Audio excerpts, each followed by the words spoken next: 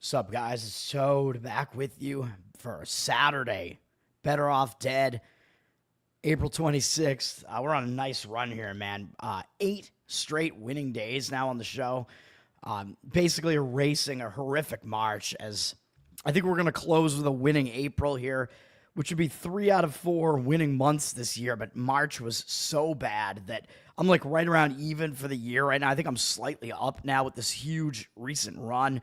This has been a nice run, man. I think it's like a 25-10 all sports run now. Baseball's been okay. I think somewhere around 11-8, but we're on an 8-1 NBA playoff run here, 8-1 across the NBA playoffs this year, including the one play-in game that I got right with Miami. And 6-1, I think, is the NHL playoff record here. Last night, man, it was looking like it could be a losing night last night, and it wound up not being that at all. As we had, let me go through this quickly here. What did we have yesterday? We had, NBA, Milwaukee got the win in the earlier of the games. I was right about all 3 NBA games yesterday, by the way. Milwaukee not doing as well early in the game, but they got it together, and they wound up covering fairly easily when it came down to it in the end. So that was a nice win. And then we had the Minnesota Twins, even though I misread the Pablo Lopez stats there. But they, that still wound up being the correct handicap. I was on that game. That was an easy win. If you lay the 1.5 run line on it, it won as well. They won in a blowout. So Minnesota Twins got there easy. Houston Astros, very disappointing, did not get there. I don't know how you could, play a team that just played 2 games the day before that when you were off and then still lose the game and not even hit at all. Seth Lugo completely dominated them, so he's still got something to show. So we're sitting there and it's looking like, oh crap, we're sitting at 2-1, and it was looking like all 3 of the remaining games might lose. Minnesota T-Wolves was looking pretty dicey there. They had a lead early, they blew it, and Lakers are getting some foul calls there. Then it looked like it was just, that game was all over the place, man. It was never out of reach for really either side. It was just kind of close to the number the whole time. And then Minnesota did wind up finally getting it done and making a nice late push to get that one done. So Minnesota T-Wolves, and double for me. It was a doubly good thing for me because I can't stand the Lakers. So I'm happy about that. And then we had the over in the White Sox-A's game. That game had no score into, I think, the 4th or 5th inning. And I'm like, well, this thing is dead. And then from then on, the teams proceeded to combine for 11 runs, and the game went over anyway. So that was fun. And then we had Edmonton, roller coaster of a game there with Edmonton, as they were up 2-0. Early in that game, I'm thinking, oh, this is no sweat. They're going to win this game easy. But it's Edmonton. They can't defend. They can't goaltend. And they blew the entire thing, and they actually fell behind a couple of times. They were behind by 1 goal at a couple of different points, I think. And they wound up still getting it together and getting it done and winning the game by 1 goal. So I'll take it. We wind up with a 5-1 night there. Charles, what's up, man? Yeah, 8 winning days in a row. It's been good.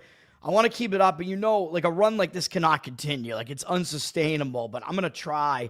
So we'll talk about hockey first instead of NBA here. Why not? Because I have it up first. And because I do that, the streak's going to end, First game up is at 1 p.m. Eastern with Tampa and Florida.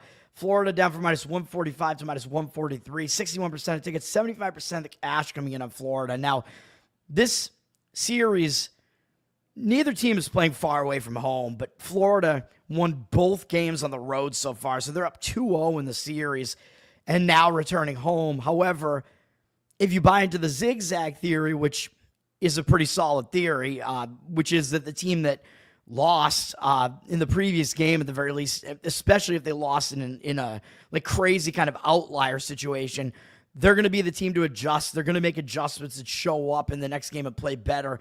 So Tampa Bay is kind of in that spot. They're in that zig-zag spot where they actually lost both games at home. So they're going to be in pretty much complete desperation mode here, and they're an underdog. So I don't really want to play in Florida here, even though Florida has been the better team in the series. But that's what worries me, is that Florida is actually the better team here. So I just have to stay away from it. And as you guys know, I do have Florida winning the entire thing in my Stanley Cup bracket. So we'll see what happens with that. But I'm just going to have to stay away from it, man. I think I would probably slightly lean to Tampa, grabbing them on the money line, just because this is basically it. We know that, like, if you fall behind 3-0 or 0-3, like, you're pretty much on the verge of death. Like, you're pretty much dead, even though in the NHL it's a little bit less of a death sentence, but it's still insanely hard to come back from. So probably you're going to get an all-out effort from Tampa here. And Florida did shut them out in that game as well, I believe, in game 2. So a little bit extra embarrassing for Tampa, even though it was a low-scoring 2-0 Florida win, I believe. But that is what's going on there. Hopefully it does. Hopefully the streak continues. The next game up is the game that I have a play on. You guys know what I'm about to do here, man. I'm going right back to what killed me the last time. I'm going to play the god-awful, stupid Vegas Knights here. And actually, let me get it into the banners here because I still don't have it up. And we're paying less of a price for it this time. I think I paid minus 145 on it this time instead of minus 150. We're paying a price, I know, again, on the road. It's less of a price this time, though. I think this is basically a zigzag spot for Vegas, man. I mean, I thought it was a good spot for them in the previous game. The odds makers are still telling you they're the better team, telling you that Minnesota's overrated, where I keep saying that. Vegas, 2 games in a row now. I really just did not expect that it was going to happen again after a really, really bad game 2 where they lost 5-2 and they let a ton of goals get in. Nba Nhl was terrible in game 2 in the net. Vegas' defense was bad. They were allowing some shots. They were pretty dangerous shots, and Hill was not doing well at stopping them either. And then what does Vegas do? They go out on the road and they do the same thing again, and they allow like 2 goals immediately. 3 goals, I think maybe in the first period of that game, something like that. It was just awful. Hill was terrible again in that game.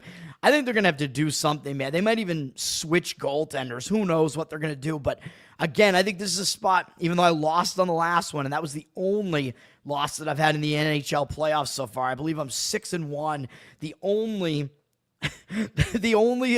stand on that record is this Vegas Knights team, so I hate them right now. I hate Minnesota even more because they're overrated and they got some weirdo like leftist progressive fans there. If you follow my Twitter, shout out to Beeve, Shady Beeve or whatever his name is. He's a handicapper. He's in gambling, the gambling Twitter space. I believe he was at both the Minnesota Twins game and the Minnesota Wild game that same day and night in Minnesota there. And he posted a video of a very, very odd. I don't know if the person was trans or what it was, but something very odd going on in Minnesota. And I'm like, man, that makes me just hate this fan base. I think it makes me hate Minnesota even more. Really hate that I lost that game. We're getting a little bit of a better price this time. We'll play Vegas. They got to have the adjustments here, man. They are going to have to show up and actually play better defense for once. This team is not as bad as they've been in those 2 games. And they lost 5-2 again, by the way. That was the final. Another empty net goal in that one. So it was a little bit less crazy than maybe it looked. And Vegas was still the better team. If you look at the box score here, I got to zoom in on this, but Vegas has been the better team in this series, man. And yet they're down 2-1, even though they've outplayed Minnesota statistically. If you look at that most recent game, Vegas was the more physical team. They had way more hits. They had more shots in the game, although they were behind, but still. And they had a pretty large face-off percentage, yet they lost the game 5-2. Again, it's a little bit of a misleading result there, I think, because there were 2 goals that slipped through earlier. There was an empty net goal. Minnesota, I mean, they definitely benefited from the power play, even though Vegas did have a shorthanded goal in that game as well. But we're going to go with Vegas to bounce back from 2 disgustingly bad defensive performances in a row. You're going to have to get a better defensive performance this time. They are the better team. It's got to happen, man. Vegas is going to be the play in that one.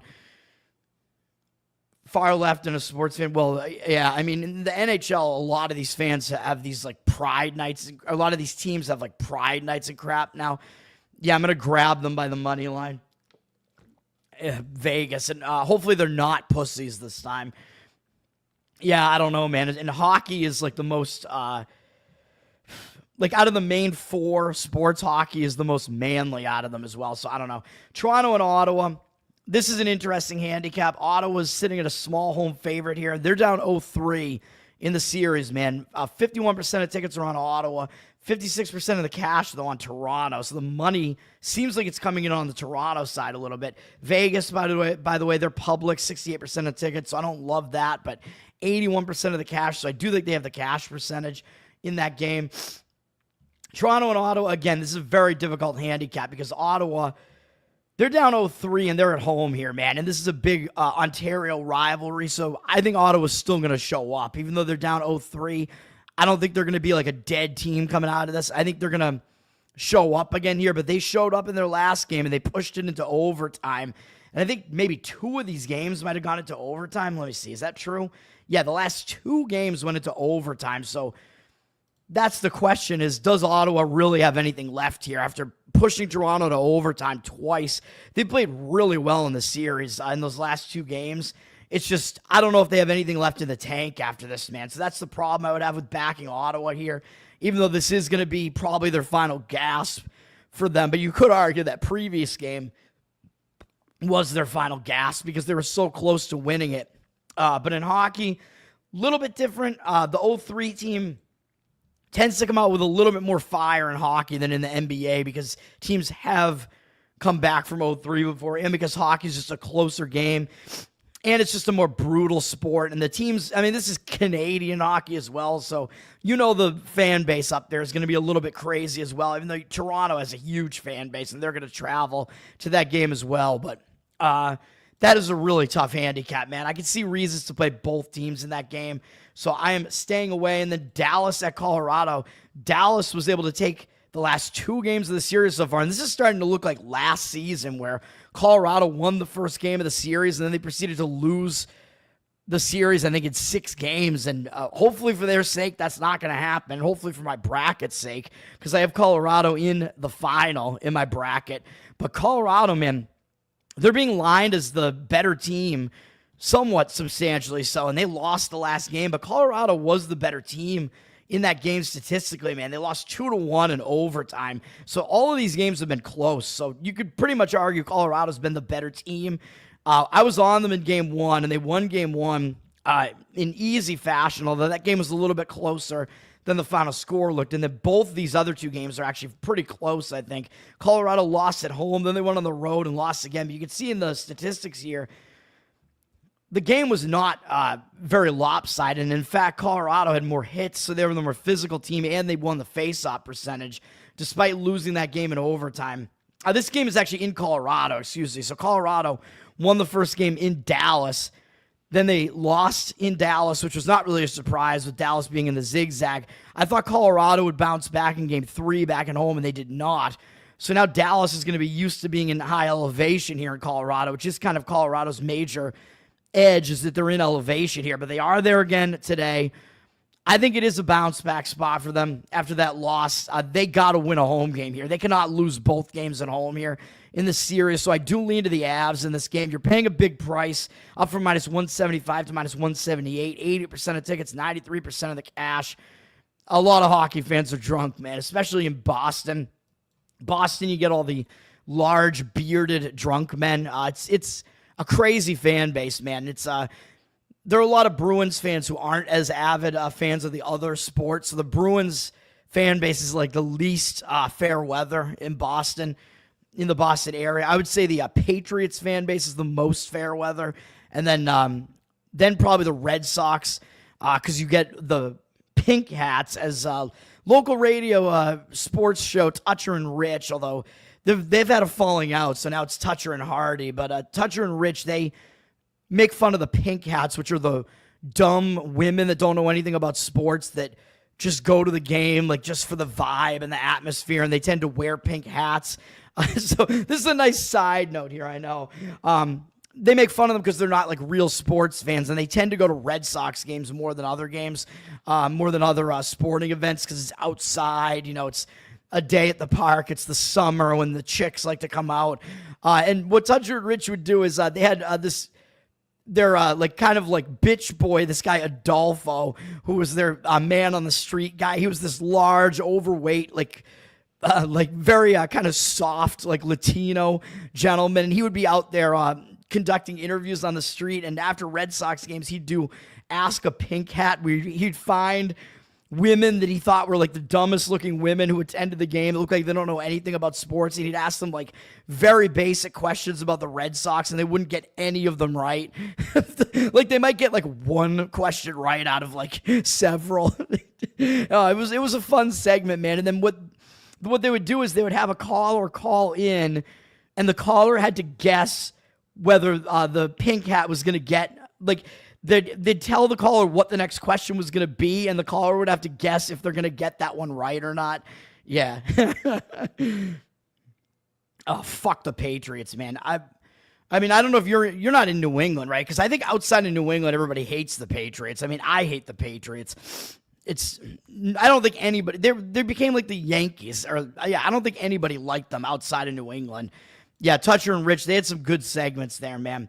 And they did drunken recaps outside of games as well, where they'd find a really like drunk guy that went to the game and have him recap what happened in the game. Yeah, pretty much. They did some other segments as well. I can't remember what the other ones were, but with the man on the street type of stuff. But those are kind of the two main ones that they would do.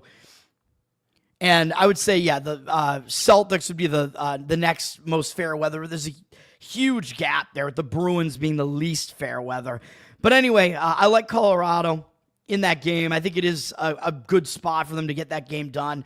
Let's go over to NBA. I don't want to make this video too long here. You're in North Carolina. Fair weather fans. Why were they fans of the Patriots, though?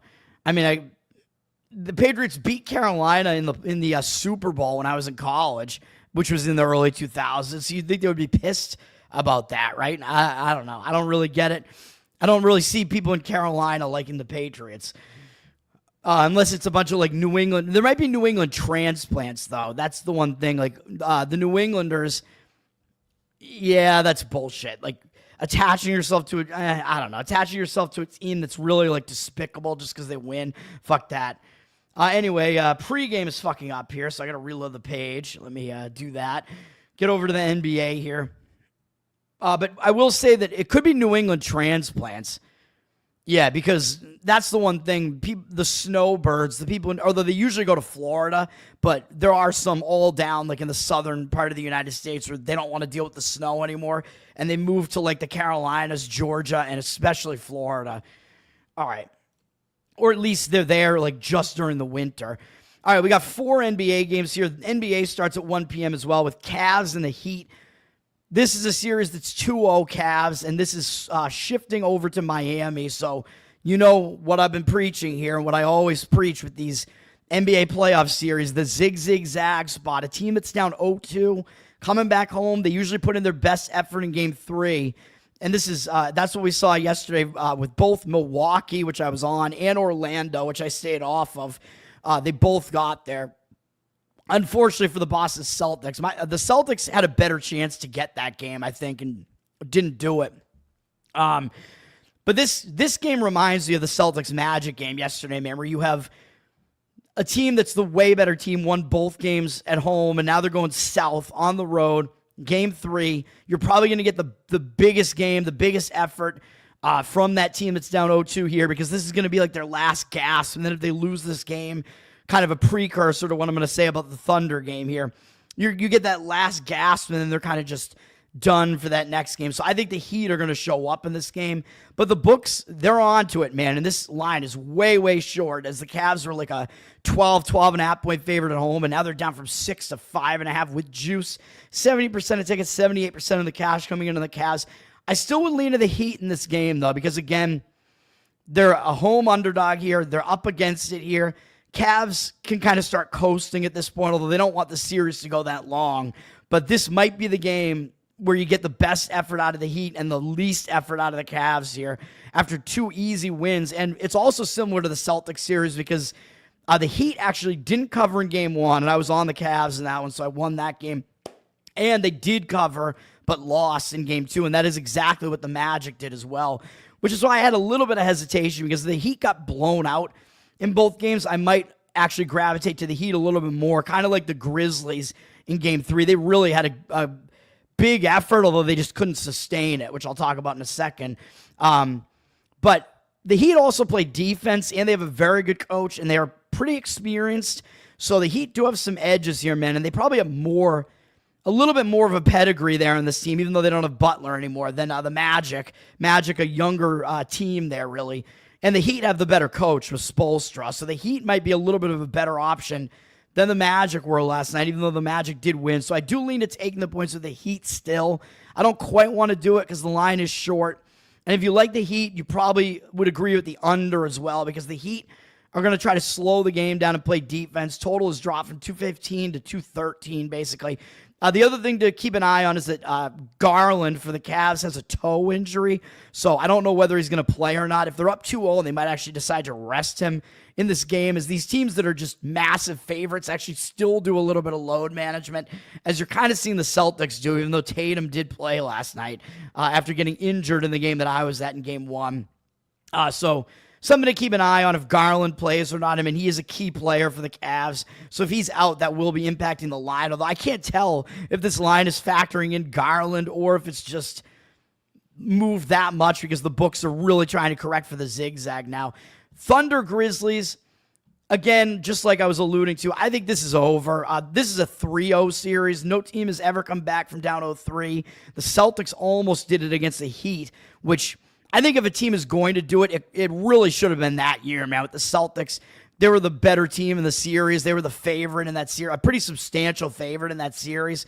And that's like the situation where it's most likely to happen, where the better team falls down 0-3 and they have like multiple remaining home games. It's not going to happen in a series like this, obviously. But the Grizzlies, you know, they put in their best effort in Game 3, man. That was it. The Grizzlies came out completely on fire in that game, and they were up 29 points in that game. They're up double digits at the half. They're up 29, and then what did they do?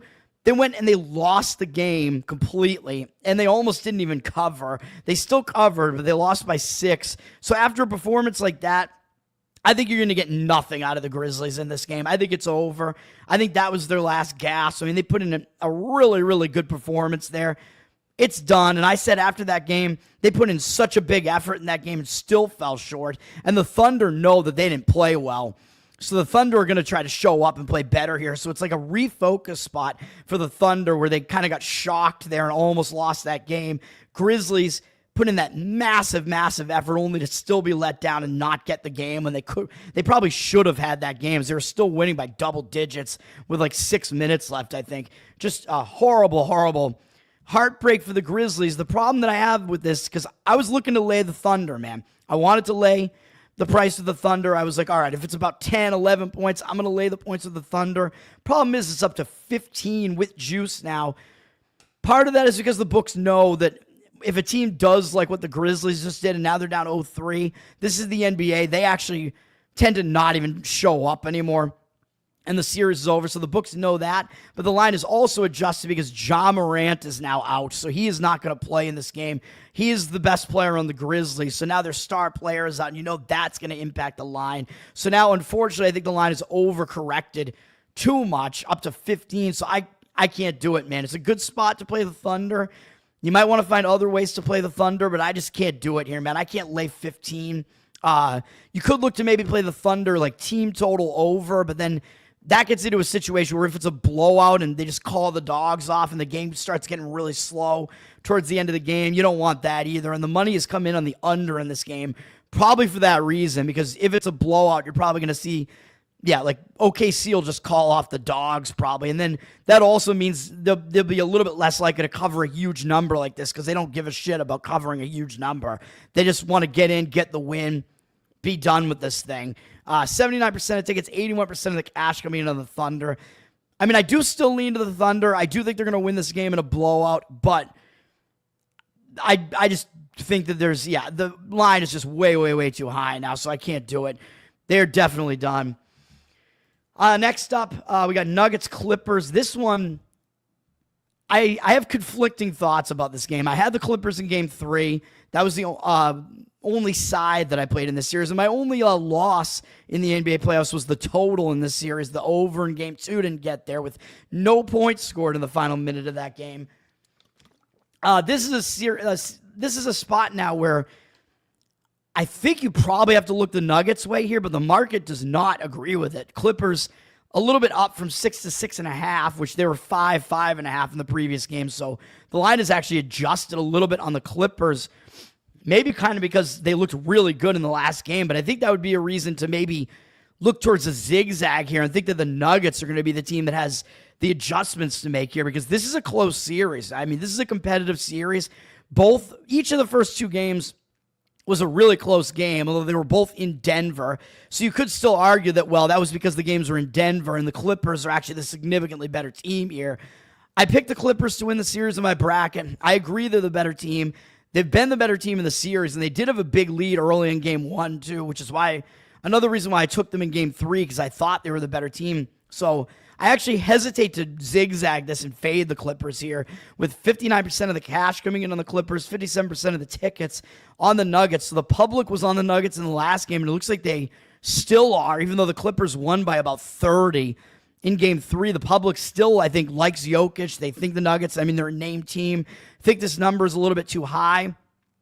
I hesitate, man. I'm not so sure. And the Clippers, since moving into their new arena, they've actually been really, really good at home. They're I think they've won 60-something% of their home games against the spread. Not just straight up, but against the spread. So they've been really, really good in this arena at home. I think part of it is because the teams that are coming in haven't played in that arena before, so it's a little bit of an unfamiliar venue. So that was another disadvantage for the Nuggets in game 3 that won't be as significant in this game. So yeah, I expect the Nuggets to definitely play better than they did in game 3. Will they cover? I'm not so sure. So I'm not going to play this game. Gun to my head, I guess I would still lean towards the zigzag and lean to grabbing the points with the Nuggets, just because they played so badly in that last game, and I think they're going to be the team that has the adjustments to make. You got to keep an eye on Michael Porter Jr. has kind of been dealing with some injuries for the Nuggets. I think basically everybody else is playing in this game. And then we have the final game here, which is Rockets-Warriors. And this is a game where I'm going to come in and I'm going to make a play here. And you probably know which way I'm going here, because I'm going to zigzag it. I'm going to lay the 3 with the Golden State Warriors in this one, even though we do see 63% of tickets, 71% of the cash on the Rockets. So some of the cash coming in on the Rockets, I don't agree with it. And I do think that the public is going to be a little bit on the Rockets, more so than they would be otherwise, just because the Rockets had a blowout win in game 2, which I was on. I think I stayed off of game 1, and then I was on the Rockets in game 2 because that was a zigzag spot. That was in Houston, as Houston is the 2 seed, so they're hosting the series. So Houston played a much, much better game in game 2. They wound up winning the game, I believe, by double digits, and the game really wasn't close down the stretch.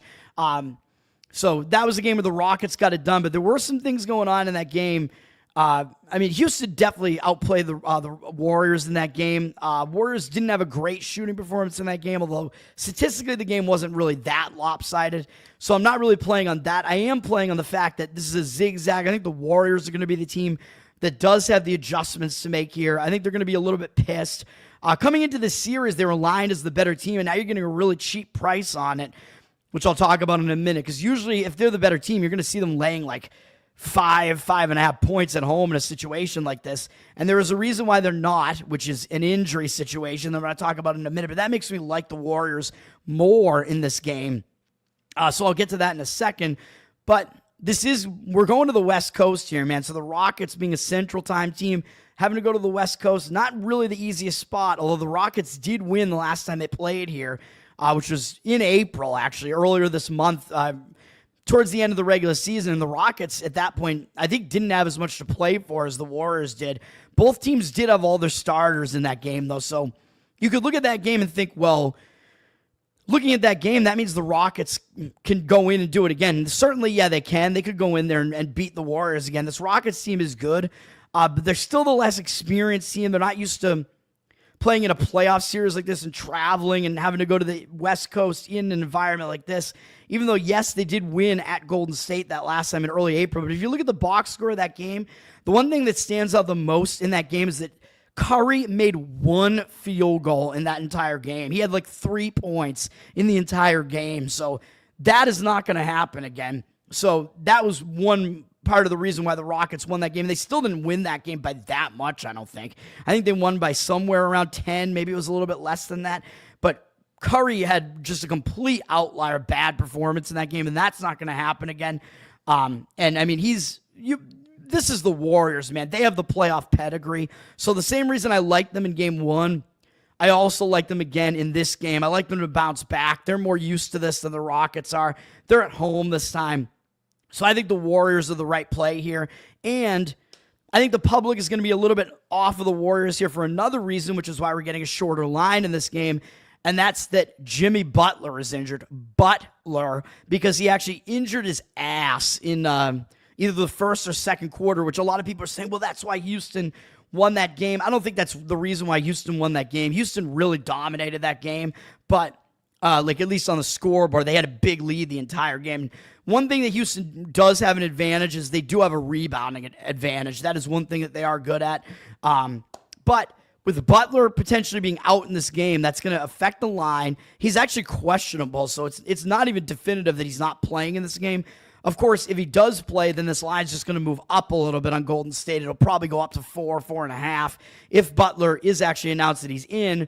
Right now, the line seems to be indicating he's not going to play. So that's what I'm going with. But of course, if he's not going to play, what do I always say?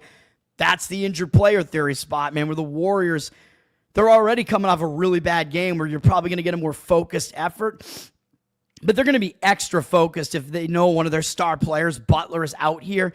And this is a Warriors team that played a lot of the season without Butler, even though I know they didn't play well without Butler. And they really got a spark when they got Butler, but still, they're used to playing without him at the very least. And in that first game without him, I do think it's going to be a spark where the team is going to show up. I think maybe they're also going to be a little bit angry because of the way they played the last time they were in this building against the Rockets, losing that game, like I said, with Curry having one of the worst performances you'll ever see out of him. That's not going to happen again. He's not going to go 1 for 10 from the field again. And I don't know if he got hurt or just got pulled out of that game or whatever it was, because he's usually going to take more than 10 field goal attempts as well. So I don't know what that was. Warriors also have, I forget the guy's name. They have one guy who, let me look it up, who is he tends to start for the Warriors, and he probably will with Butler out. He's a guy that they have that just is a shooter. Podziemski, Brandon Podziemski. So he left the game, actually. So Curry left the game, or not Curry, Butler left the game actually in the first quarter. Butler only played 8 minutes in that game, and Podziemski only played 14 minutes. It was 0 for 5 from the field, and he left the game with an illness. So Podziemski, I expect him to play in this game, and if he plays, he's not going to have an 0 for 5 performance again, man. And with Butler out, Podziemski is going to probably have to pick up the slack here. And by the way, if you want to dip into the player prop market, this is a game where you might be able to do so, because if you know that Butler is going to be out, you're probably going to be looking for Curry to get a big workload. So even though star players, like the line's going to be a little bit too high in some of these star players, a lot of times if you're playing like points over the total, whatever the case may be, but I would not mind at all playing Curry like over his points total in this game if he's going to have to pick up the slack, and with how badly he performed against the Rockets in that prior game in this stadium. And Podziemski could be a guy to look to go over if you think he's recovered from his illness here. He's not going to, if he's going to play, he's not going to be anywhere near as bad as he was in that previous game. But I'm just going to play the side. I like Golden State in that game. That's going to be the play there. And the line, by the way, actually, as you can see, some juice just came in on the Warriors again there. So this is kind of looking like that Clippers market read the other day, where the cash percentage was a little bit more on the Nuggets in that game, but I said, I still think the Clippers are kind of this anti-public home favorite here, which is a thing that I definitely look for, because in a case like that, you're betting on a good team at the very least in that spot. So that's what we're doing there. Let's go over to Major League Baseball, where I'm being very selective. I only got 2 plays, and I know I usually run down the entire baseball card. I could try to do that again if you want. I mean, these games start at 1:05 p.m. Toronto at New York, AL East battle here with Toronto taking game 1 of the series. But the Yankees, I mean, their bullpen actually blew it. Carlos Carrasco actually didn't pitch that bad somehow in that game. Toronto's offense just can't get it going, man. Toronto's offense is terrible. So the Yankees obviously have the better offense, but their offense has actually been struggling for a while now too. So it's crazy, kind of crazy, man. And The Yankees have been using, I guess, Devin Williams as their closer, and he has been awful as well. He's not getting it done. Oh. I apologize. Excuse me. So we got Kevin Gausman here, and his numbers are just mediocre against the Yankees. Max Fried, Toronto has seen less of Max Fried, and he's the better of the two pitchers in general. I think Gausman is still a pretty hittable pitcher, and he's definitely the older pitcher. So, and with the Yankees having the better offense as well, Max Fried, I think, is the more unknown pitcher to the opposing hitters. I think he's the better pitcher as well, and the younger pitcher. So the Yankees probably would be the right side in this game. Oh, and guess what? I'm talking about a game that's already postponed, so fuck that, I guess. So we do have rain up in the Northeast here, so it's possible the Red Sox get rained out again here. They got rained out yesterday, but it looks like we have a rain out in that Toronto Yankees game, so we're not even going to talk. Why am I talking about it? Baltimore and Detroit, they're playing a doubleheader here because they were, speaking of rainouts, a lot of rainouts, they got rained out yesterday. So I handicapped this pitching matchup yesterday, and it basically remains the same. This is the same matchup that yesterday's game was going to be. Brandon Young is making only his second start ever for Baltimore. He is young, and he didn't do well in his first start against the Cincinnati Reds. Had a bad start. It was at home for him, and he gave up 7 hits, 3 walks, and 4 innings. That's not going to cut it, but again, it could have been like nervousness just because it was his first major league start. He's got good stuff, and I know there was some money coming in on the Orioles in that game. Some of the professional handicappers liked Young, so he's probably not as bad as he looked in that first game. So he might get better. He might not be as bad as he was in that first game. Casey Mize has been under the radar and is actually pitching pretty well. He's a fairly young guy as well. He's off to a good start for Detroit here. Pitching pretty well. Not really a strikeout guy, but he hasn't been very hittable at all. So he's been pitching pretty well, although really arguably the only good offense he faced so far is pretty much the Yankees, although he actually pitched pretty well in that game as well.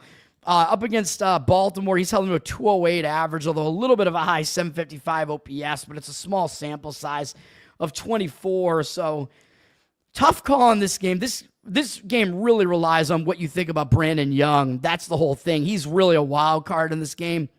If you expect him to do a lot better and pitch better, I could definitely see an argument for the under in this game, and that is where the cash is coming. 70% of the cash on the under, 62% of tickets on the over.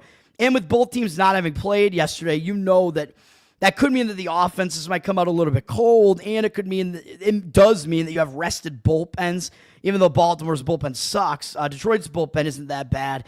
So you will have at least rested bullpens, so the teams can come out in this first game and mix and match the bullpens. So that's what we got going on there. Game 2, there's not a whole lot going on, as Detroit has not even decided on a pitcher yet, but you know what Detroit does. They usually roll somebody out of their bullpen, and they may not even decide on a starter for Game 2 until after Game 1, until they see what they do, until they see how they use their bullpen in Game 1, because Detroit, more than any other team, they go with opener approaches a lot in spots like this, so they might bring somebody out of their bullpen to try to go like 3 innings to start Game 2 and then turn it over to the bullpen there, but after they probably use their bullpen in Game 1.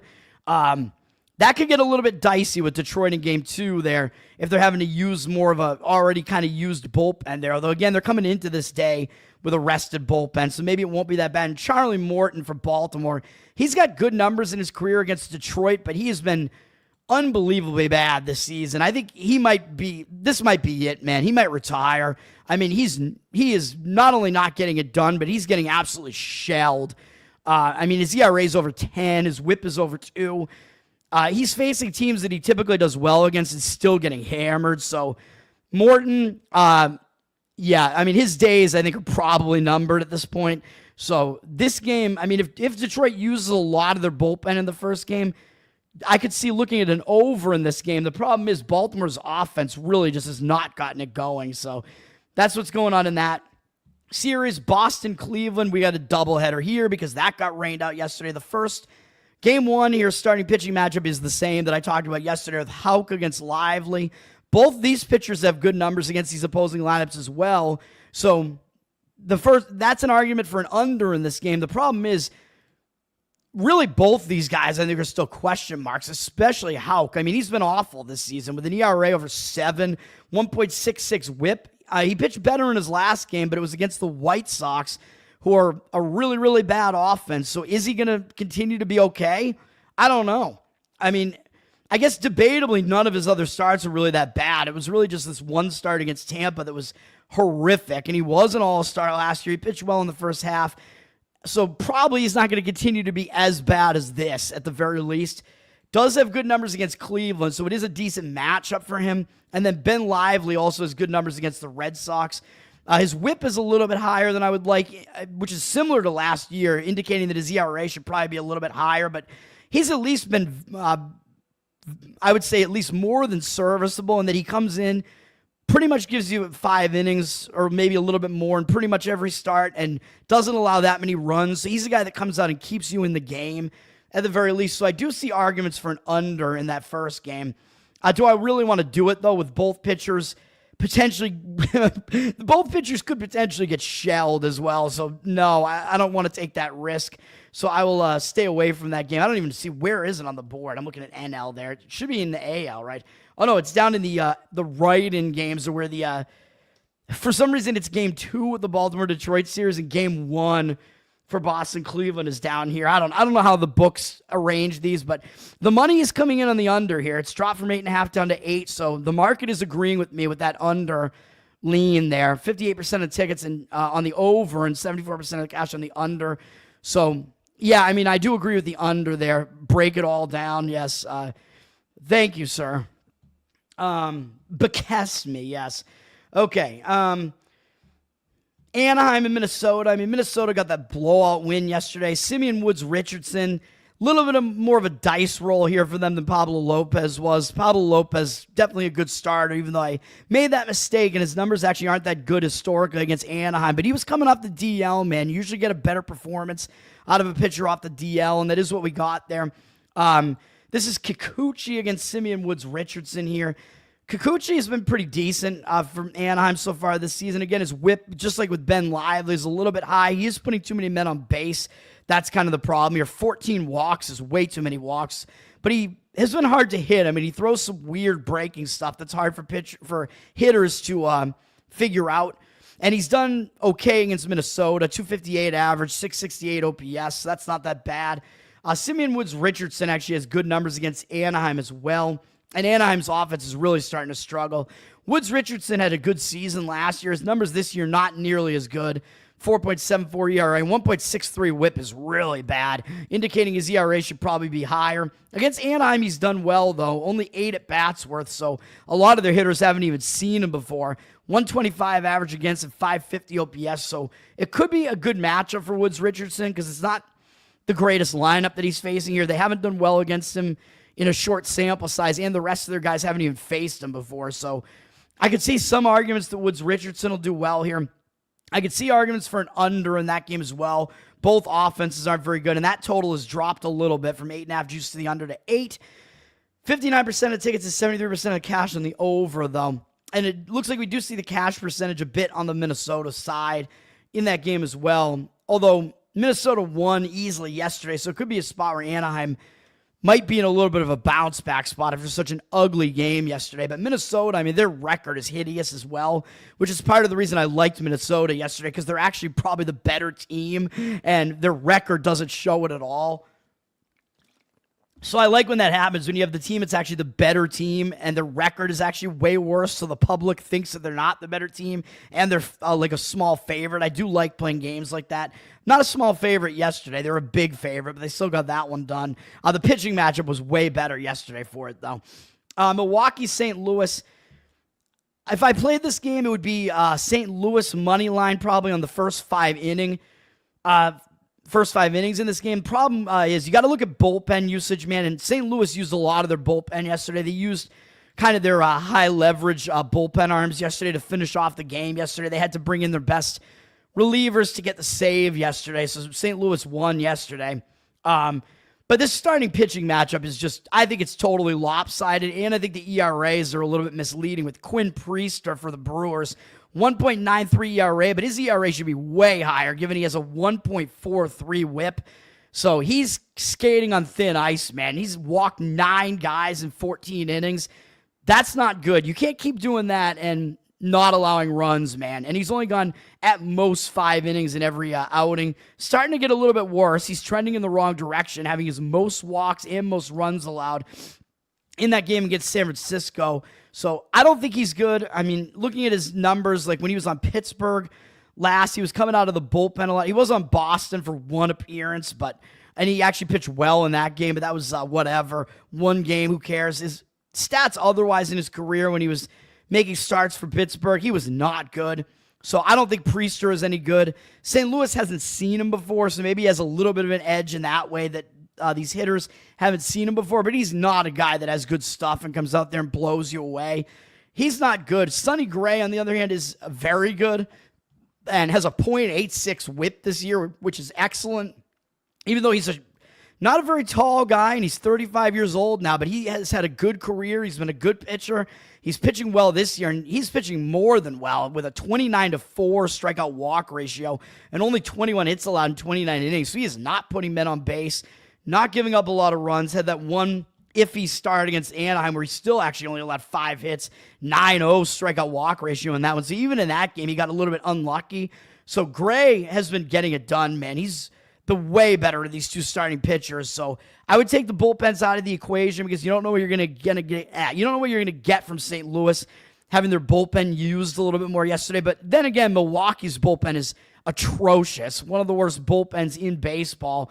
So that might actually be a little bit of a wash. I still prefer the first 5 inning wager because I think that's where you have a really, really lopsided game here. So I like St. Louis, but the money's actually coming in against them. They're down up from -145 to -147. 56% of tickets on them. 62% of the cash coming in on Milwaukee. That's full game. So for some reason, the cash is coming in on Milwaukee. I don't agree with it at all. The money line on St. Louis first 5 inning is probably more expensive than this, though. You're probably going to have to lay about -160 or something. So that being the case, if you want to pay less of a price for it, they're probably like -0.5 run in the first 5 innings. If you want to lay the -0.5 run to get it down a little bit, that just means that if the game is tied through the first 5 innings, you will lose that bet, which is why you're paying a lot less for that price. But I expect St. Louis will have the lead at the end of 5 innings because I think that is a big starting pitching mismatch. So that's what I like in that game. By the way, another creative way to play, I forgot to mention on the Colorado Avalanche game there before I went on those Boston sports show tangents there. Another way to look at the Colorado Avalanche game to get the price down is to play them to win in regulation. Like DraftKings sets it up like a soccer line, basically, where you can play either team to win the game in regulation or a draw, meaning it goes into overtime. So you pay way less for it. So you can get the Avs at like -115 to win in regulation. So you're paying way less for that. The problem is they do have to win in regulation. So if it goes into overtime and they win in overtime, it doesn't matter. You will lose that bet. But that is a way to get the Avs price down if you do like the Avs. And decent chance that they win in regulation, I think, if they do win. Hunter Green and Senzatella pitching in Cincinnati, Colorado. Should be a huge pitching mismatch. I mean, Green is a very good pitcher, and Senzatella is horrible. So this is like probably like a top 20 pitcher, or maybe a top 10 pitcher in Major League Baseball against probably a bottom 5 pitcher in Major League Baseball. So major pitching mismatch. Cincinnati is a huge favorite, though. And do I want to try to mess with this with his games at Colorado? Not really, because I think Green has pitched here before and not done well. He actually has bad numbers against Colorado's offense, possibly because it was in Coors Field. I don't know. I didn't go back and look to see if it was. So I'm going to stay away from that game. Cincinnati, unfortunately, by the way, did win yesterday, and I said that they should win because Colorado was that other team that had played 2 games the game prior to that, which again means Colorado is going to be the more tired team here because they played 2 games the day before that, and and Cincinnati didn't play any. So Colorado's played 3 games over a span where Cincinnati's only played 1. Cincinnati did roll out a lot of their bullpen yesterday, though, to try to get that game, as that was a close game at the very least. So I really would have been sweating it if I played Cincinnati there. But they do certainly have the way better starting pitcher in that game at the very least. Mets and Washington. This is a spot where I don't even know what to think, man. I believe Washington actually got the first game of the series. They did. So maybe a little bit of a spot where the Mets make sense here. Washington's bullpen is still really, really bad. even worse than the Brewers probably. Mets have the way better bullpen, so they have that advantage there. Probably have the better hitting as well, which is why, the Mets are a decent-sized favorite for all these reasons. And they probably have the better of the starting pitching matchup. I don't really trust Clay Holmes. His 1.36 ERA indicates his 1.36 whip, indicates that his 3.16 ERA should be probably higher than it is. He's a guy who's in his 30s now, and he's never really done a whole lot. I don't think so. I think he's mostly been a reliever in his career, so I still don't really trust him, although I think Brad Lord is still the more untrustworthy pitcher because who the hell is this guy? Who knows? 4.73 ERA, 1.88 whip so far. He is still young, 25 years old, but he's a guy that's basically just been giving you opener kind of starts so far, basically going 3-4 innings in his starts. So I don't know what you're going to get there. So the Mets are probably the right side. They probably have all the advantages there, but they are very public, and you're laying a big road price there, and less of the cash is on them, even though the line has moved up on them. So I don't want to play that either. First game I am going to have a play on, though, is in this one of the big matchups of the day. It's on Fox. Big game, Philadelphia-Chicago. And Philadelphia does look a little down this year. It looks like their starting pitching is starting to regress a bit, especially Aaron Nola is the one that's really struggling for them. But Christopher Sanchez is getting better. And you know who else is pitching really well? Jesus Luzardo, who's pitching today. So I'm taking Philly in this game, -110. It's basically a pick 'em price here. And you look at this, I think the public is really going to like the Cubs here because, yeah, they have the way better home record. That scares me a little bit, 9-5. Phillies 4-9 on the road, not good. Public is going to look and say, oh, the Cubs are 17-10. Phillies are 13-13. And basically, this is pick the winner. The public, I think, is going to want the Cubs in this game and be looking the Cubs' way here. And I do not agree with it with this starting pitching matchup. And I think the Phillies are going to be in a bounce back here because they got shut out by the Cubs yesterday. I believe it was 4-0. And they've lost so many games in a row now. Like, I think they're going to show up with some fire in this game, man. They got to end this loss streak here. I know we're jumping in front of kind of a losing train here, but they lost 2 of those games by 1 run, 1 game by 2 runs, and now that they're off a shutout, teams off of shutouts do tend to bounce back a little bit better, so I like that as well. As far as the bullpen scenario, the Cubs used a little bit more of their better relief pitchers yesterday because they were trying to hold on to the win. Both teams used about the same amount of their relief pitchers, but I think the Cubs used some of their better relievers, so the Phillies bullpen not as good as the Cubs bullpen is, but the Cubs did use some of their best arms yesterday. So that's why I'm still going full game here. And because I think the situation is good for Philly to bounce back and really want to get this game and win the whole game. But also, we're looking at the starting pitching matchup. And yeah, one drawback is that Luzardo is a lefty and the Cubs rake against left-handed pitchers so far. But Luzardo is going to be one of the best lefties they've faced so far. I know the Cubs have the best hitting against left-handed pitchers so far. I think they did actually do well against Glasnow was one of the ones that they faced. Is he a lefty? I forget. Maybe he's not. I don't even remember. Whatever, though.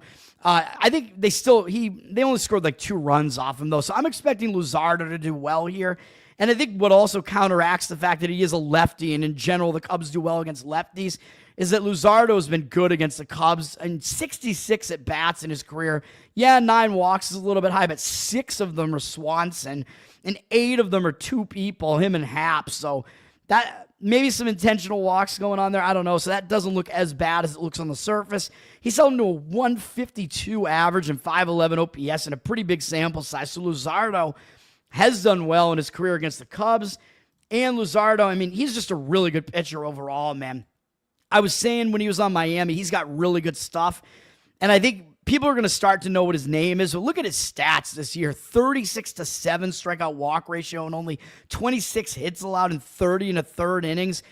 He's been really good all across the board and kind of getting better in a way, coming off a 1-run, 7 strikeout performance against his former team, so he's probably really pumped up for that game. And they actually still lost the game in extra innings, which is crazy. I think I might have had the under in that game, if I remember correctly, and lost. That sucked. But he pitched really well in that game, so that was not his fault. Obviously, he's going to have to get some run support behind him here, and I think he might be able to, as I'll show you in a second here. But Luzardo, he's got really, really good numbers. Ben Brown, he's a young guy, but I think he's the less trustworthy pitcher here, man. I think he does have good stuff, but he's very inconsistent. He's got a 4.57 ERA and 1.75 whip, which is really bad. You cannot be putting almost 2 men on base an inning and getting away with it. 26 strikeouts is really good, so he definitely has strikeout stuff, but he's walked 13 guys and allowed 25 hits in 21 2/3. That's not good. And he's actually only gone 5 or more innings in 2 of his starts out of 6 starts. So that's not a good sign either. So there are some red flags right now with Brown. And in his last start, I know it was against Arizona, who hits well, but he walked 4 guys, didn't make it past 4 innings. He was extremely inefficient with his pitches, 100 pitches. So he's a guy that might rack up his pitch count a little bit too early as well, though he was more efficient in some of these other pitchers, but they had him on a short leash. So maybe they're unleashing him a little bit more, but still, that's not good. He was very inefficient there.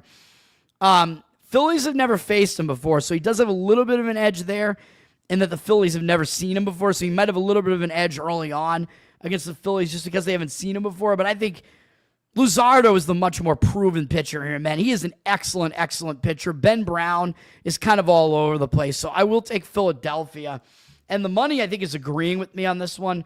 As you can see, even though Philadelphia is actually public, which kind of surprises me, they still have that name around them, but I don't think the public really knows who Luzardo is, and they like the Cubs' record, so I'm kind of surprised by that, but 80% of the cash, so both games I'm on today kind of look like that, with a road small favorite, so I'm going to take Philly in that game.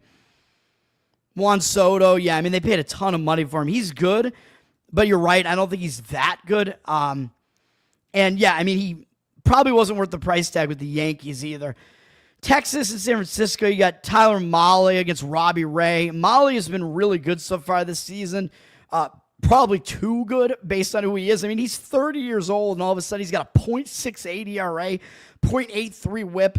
I mean, I don't expect him to keep that up, especially because he has 12 walks in 26 2/3 innings. He's only allowed 10 hits, which is insane. He's been completely unhittable, and now he's actually coming off a shutout against the Cubs. He had a good start at Wrigley Field as well. All of this is just crazy, and I just don't see how he's going to continue pitching as well as this. And his numbers against San Francisco aren't great in 31 at-bats, although only 5 guys have seen him. 258 average is good, but he's allowed 4 home runs to them in 31 at-bats, which is crazy. So again, if you're looking at player props, hits plus runs plus RBIs over with Willy Adames could be a look here as he really hits Mahle pretty hard. 1,053 OPS overall against those Giants hitters. So we might see a start of some regression out of him in this game. I don't trust Robbie Ray either, and he's starting to regress in a major way after being decent last year and decent to start this year. He's still a guy that kind of comes in and keeps you in games, though, although his stats are bad. His 1.56 whip, though, would tell you that he probably is getting away with putting too many men on base, and you can't keep doing that. I mean, look at these walk numbers. In his last 4 starts, he has not walked fewer than 3 in any of those starts, so that's a pretty big red flag. 18 walks in 24 1/3 innings. That's not good. So Robbie Ray, he's got issues with wildness, man. He's in his 30s, so I don't really know that he's really going to just become some excellent pitcher just from out of nowhere. And the Rangers have hit him well, even though he has a 21-0 strikeout walk ratio against them.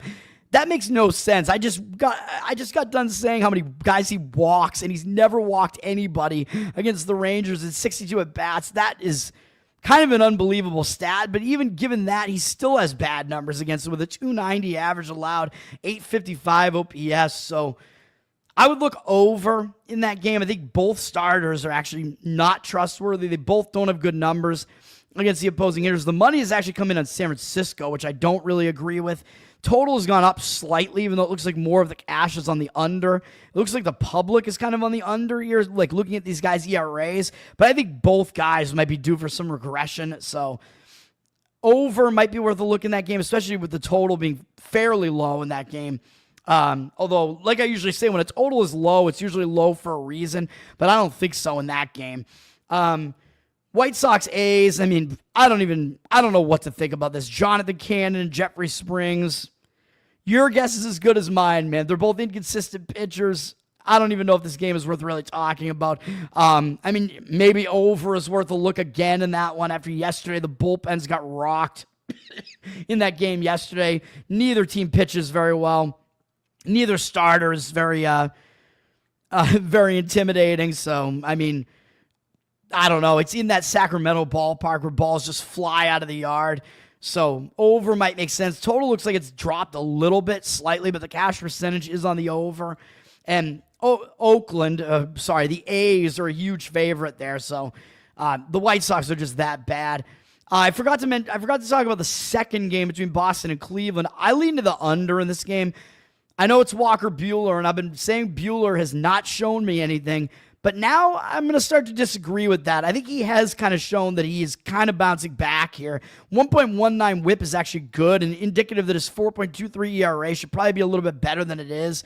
26 to 8 strikeout walk ratio, pretty good. Fewer than one hit per inning. Pretty good. He's actually pitching fairly well for the Red Sox now, man. And against Cleveland, only 3 of their guys have ever seen him before, and they're only 2 for 10 off him. 200 average, 400 OPS. So the matchup looks good for Buehler, as this Cleveland lineup has basically not seen him before, and the guys that haven't done well. The other side of this is a little bit of a wild card here with Doug Nikhazy making his major league debut, and they already have his headshot up there now. I mean, ESPN at least has that going for them when they're on the ball now with that. This is going to be his major league debut, so the Red Sox have never seen Nikhazy before, and he is a lefty.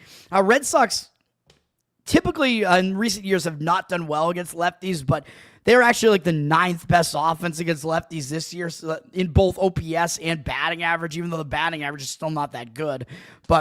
So the Red Sox aren't as bad, but lefties still kind of had that weird arm angle. And this is a guy who really relies on command and fooling you because he's got a 5-pitch arsenal. He doesn't throw hard, throws in like the low 90s, but he does have a lot of moving pitches. He's got a sinker, a curveball, changeup, slider. I think kind of a typical arsenal, but he relies on his break and breaking stuff and off-speed stuff and changing speeds to try to fool hitters. He's been pretty good in the minors, but his walk rate is pretty high, so that's kind of the one issue with him. He does actually get a decent amount of strikeouts, especially for a guy who doesn't throw that hard. Walk rate is a little bit of a concern there, but he might have a little bit of an edge early on because the Red Sox haven't seen him before, and he is kind of a decently touted prospect. He's supposed to be a guy who might be able to be like a guy who's kind of at the end of a starting pitching rotation, so not a whole lot is expected out of him, but that game, I would lean to the under. The problem is we don't know yet what the bullpen usage in game 1 is going to look like. Because remember, this is game 2 of a doubleheader. So if both teams really use their bullpens in game 1, that's going to make this under look a lot less enticing. But if the bullpen usage isn't a whole lot, the under is fairly tempting in this game. It's down from 8.5 down to 8. 69% of tickets, 92% of the cash on the under in that game. And some money coming in on the Red Sox side as well. Or Buehler, I mean, he is the more proven pitcher, I guess, if you want to say that. Although it's still kind of up in the air whether or not he's actually going to be good this year. And then my final play, I don't remember what I got for a price on this, but let's just... we'll call it the Houston Astros minus 129. It might be minus 130. It's somewhere in that range. I am going to play on the Astros, and I told you I'm going to play on 2 kind of public road favorites. Houston is getting the cash up from minus 120 to minus 130. 79% of tickets, but 95% of the cash. So both them and Philly kind of public, but I think they both have a starting pitching edge. I think money is actually still coming in on both of those sides. I like both sides, and I think it's a situation where we're kind of looking at something that's a little bit misleading here, where people might look at this and not want to lay a price with the Astros like this based on this starting pitching matchup. And I know Royals have been really good at home. 10 of their 13 wins are at home. So I know I'm bucking these trends where both the teams I'm going against are good at home. I understand that. I think this is the spot to do it, though.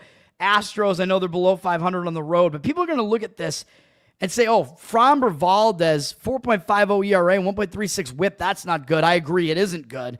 But if you look at his numbers here, really it was pretty much 2 kind of bad starts against San Francisco and St. Louis. One of them was on the road, that St. Louis one where he really got hit around for 10 hits.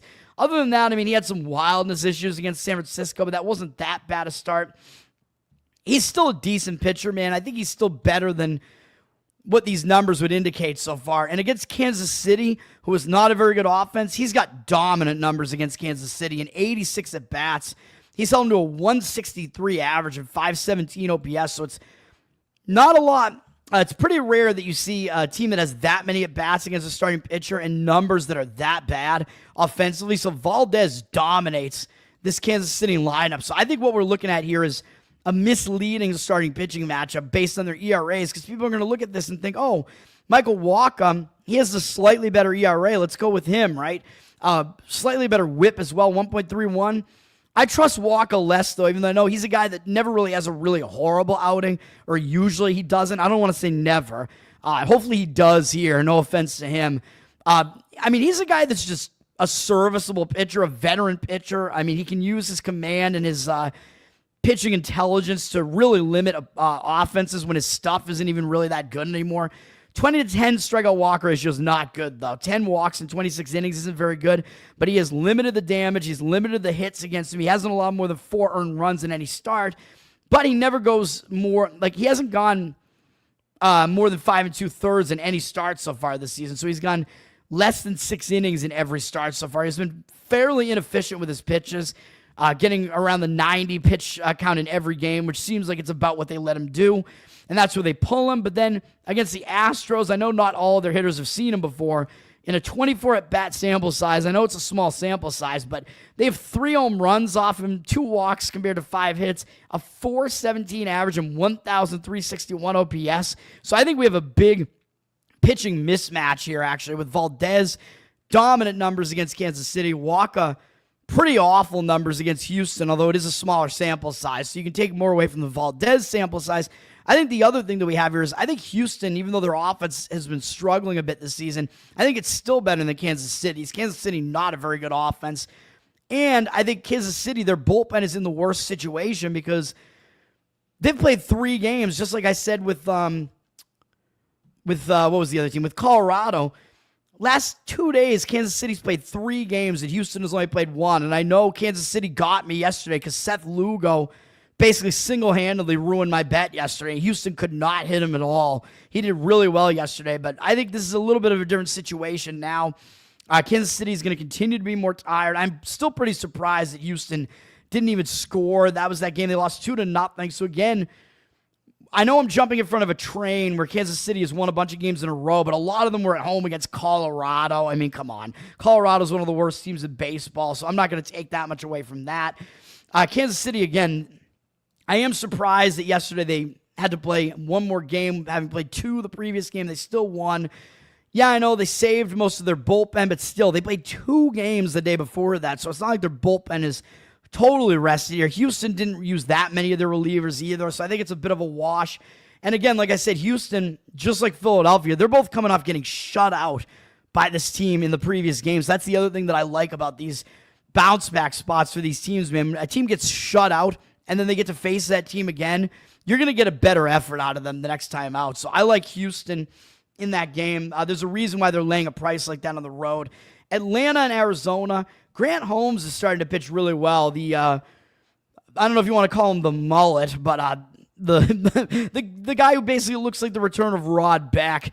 Grant Holmes has actually started to pitch pretty decently for the Braves. He's starting to go deeper into games. Hasn't been bad, but his stats against Arizona, actually pretty good as well. Only 8 at-bats worth, though, but a 125 average, 250 OPS. And on the other side, Merrill Kelly is a veteran. Not pitching as well this year so far, though his 1.16 whip would tell you that his 4.73 ERA is probably going to go down. I mean, he's a guy that's put up good numbers the last few years. I mean, his stuff is good still. He's a good veteran pitcher. That whip indicates that his ERA should be better than it is. Decent pitcher. I mean, he is walking too many guys. He's really hard to hit, though. He hasn't allowed too many hits. His one really bad start was when he got rocked in the Bronx, and that's actually skewing his numbers quite a bit. Other than that start, he's actually been quite good. Kelly, also good against the Braves in a large 53 at-bat sample size, 170 average and 564 OPS. So I think Kelly is the more proven pitcher, and looking at these two pitchers, I think people might have a tendency to go look at the Braves side here because Kelly's ERA isn't good. But if you look deeper than that, I think Kelly is the better of these two pitchers here, man. I think there's more to take away from his larger sample size against the opposing batters. Braves still kind of, I mean, they're starting to hit better, but they're still kind of dealing with some injuries and suspensions or whatever there with their starting hitting, with their lineup there. So I do lean to Arizona, but it looks like the money is coming in on Atlanta. 56% of tickets, 74% of the cash coming in on Atlanta. I don't really agree with that. And Atlanta won in kind of a blowout, I think 8-2 yesterday. So Arizona's kind of in a bounce back spot after losing really badly yesterday as well. So might want to bounce back a little bit there. So I don't agree with the cash in that one. Tampa and San Diego. Tampa, I believe, won yesterday with a really good performance out of Boz, which was kind of unexpected, although I said, I kind of like the Padres. The Padres have gotten shut out 2 games in a row now, so I think they're going to bounce back. And that was a bad spot, I told you, for San Diego. They're returning home from a road trip back to the Pacific Coast. That was not a good spot for San Diego, so I'm not really surprised that their offense didn't really show up in that game, even though I think they did have good numbers against Boz, which is what kind of gave me some hesitation playing on either side in that game. Now we got Ryan Pepio, who I know is a pretty good pitcher, but he struggled this year with a 1.5 whip, 4.82 ERA. I expect him to get better because he is a better pitcher than this. 31-10 strikeout walk ratio is actually really good, but he's been a little bit too hittable. He's allowed way too many home runs. Again, he is better than this. They're starting to unchain him, and he's going pretty deep into these games, throwing a lot of pitches. He's better than his numbers look. But his numbers against San Diego aren't that good. They're okay. In 18 at-bats, 278 average, 667 OPS. So I think he's just okay. I would prefer Dylan Cease in this game, and especially with San Diego in kind of a bounce-back spot. Are people going to look at this and say, Cease has a 6.04 ERA, and actually his whip is terrible too, 1.5, so why would I want to play on Dylan Cease? Well, Dylan Cease is like an all-star caliber pitcher, man. He was really good last season, so I think he's going to get better here. If you look at what he's done this year, his numbers are all being skewed by one bad start at that weird A's stadium in Sacramento, where, again, hitting just there's a lot of hitting that takes place in that ballpark there. If you throw that game out, he's only allowed 3 or fewer earned runs in every start. If you throw out his somewhat shaky first start of the season, 2 or fewer earned runs allowed in every other start. So Dylan Cease, he's still a good pitcher. He's got a 30-8 strikeout walk ratio, well more than 1 strikeout per inning. So this guy could still come in and dominate hitters, and he has done so against Tampa. In 46 at-bats, he's dominated them.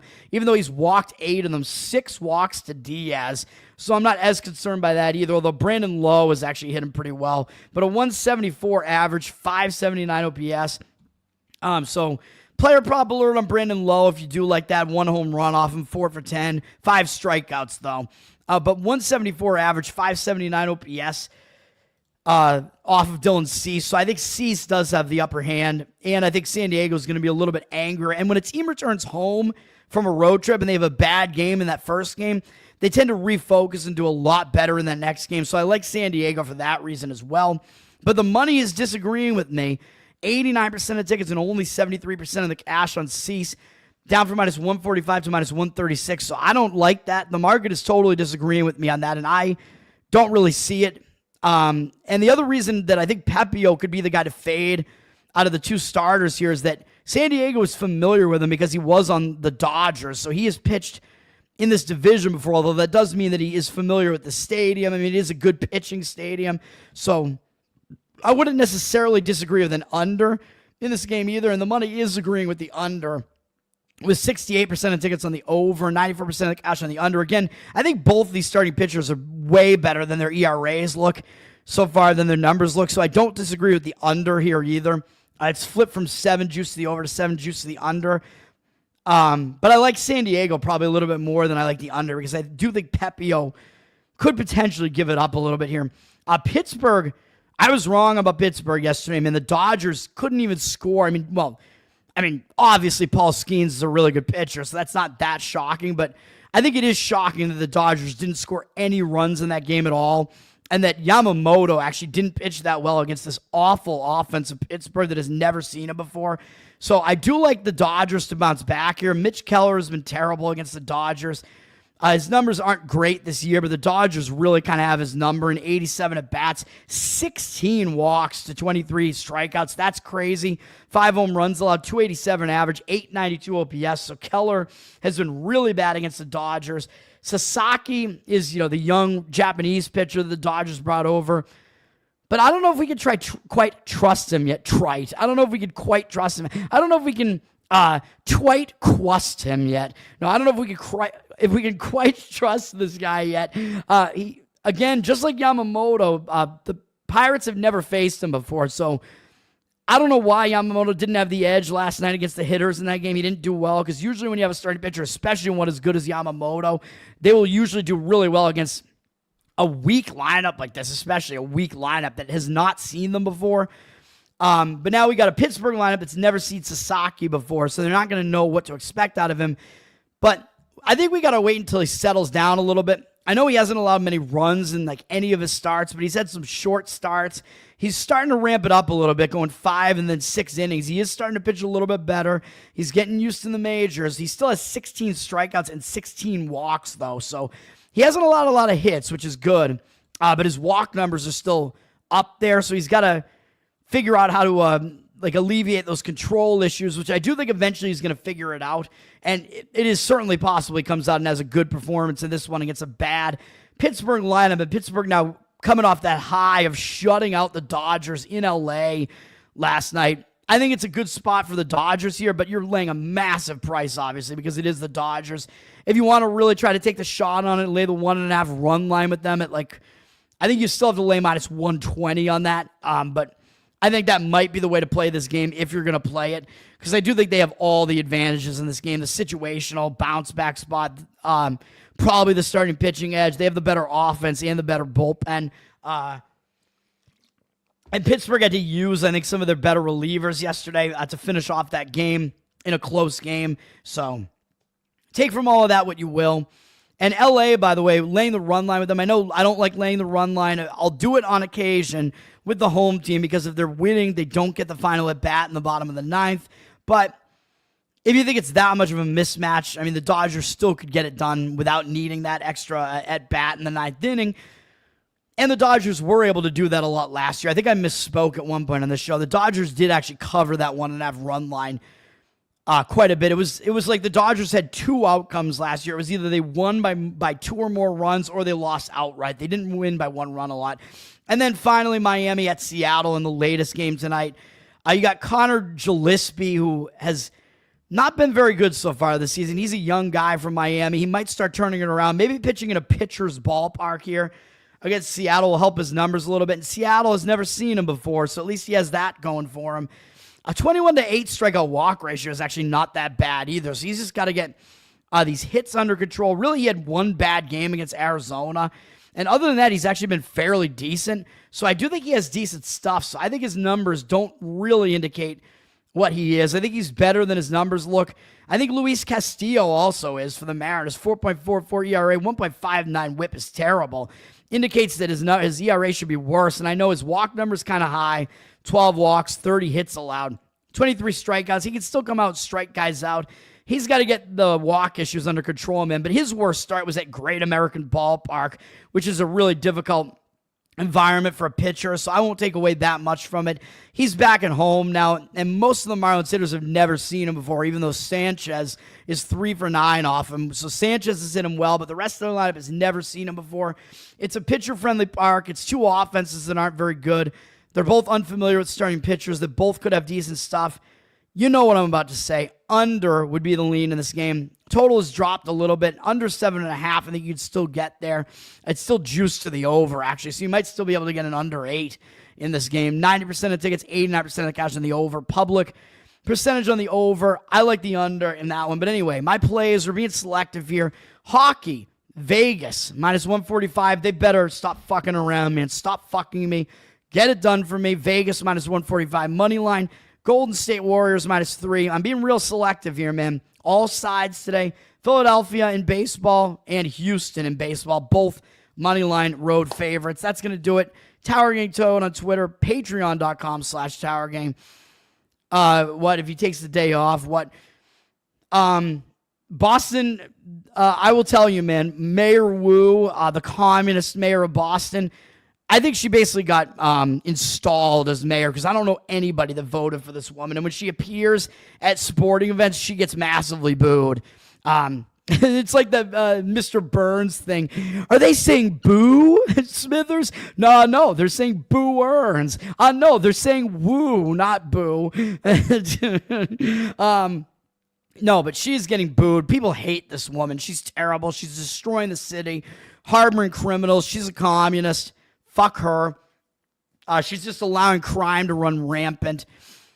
No, and she's actually the first mayor, I think, in my lifetime, maybe in the history of Boston, who isn't a local. It doesn't even make sense. Like, all the other mayors that we've had were Boston guys who had Boston accents, even though they're all Democrats pretty much. But still, they at least were guys that are like, yeah, this guy's from Boston. So, yeah, I mean, this is like, I don't know what is going on here. Yeah, Dwight Quast, that's right. I don't know what you meant by taking a day off, but yeah, that's going to do it, though. Tower Game Toad on Twitter, patreon.com/Tower Game. Thank you, Charles, for hanging out, and whoever else is out there right now. A little bit of a long video for Saturday, but I'm home. It's Saturday morning, so let's get it done. Let's get some wins. Let's keep the streak going. It's going to end at some point, man. What can I say? 8 wins in a row. It's been good. It's been a good month of April, basically erasing the worst month that I've ever had in March. Glad that college basketball is over. NBA players, NHL players are usually very good to me, and this year has been better than any other season I can remember. So that's not going to stay this way. I'm going to regress at some point, but hopefully I keep it up. I've been seeing things well, so hopefully it continues. Peace out, guys. Oh, Bueller. Yeah, that's right. He's gonna take a day off. That's right. But he did well on that day off. Remember, he did have some fun. Oh, well, thank you, Charles. All right, that's going to do it. Ferris Bueller's Day Off, by the way, excellent movie. Matthew Broderick, great. The guy that plays the principal or whatever in that movie, by the way, who was also in Beetlejuice, I believe, was the evil. He always played an evil dude. He was the bad guy in Ferris Bueller. He was one of the bad guys in Beetlejuice because he was one of the new homeowners that was ruining the house or whatever they wanted to get rid of. That guy, I don't remember his name, something Johnson or something. He is like in prison because he's a pedophile. So fun fact right there. We'll end the show on that great note there. Peace out, guys. Tower Gang forever. Patreon.com/Tower Gang and Tower Gang Toad on Twitter. Peace out.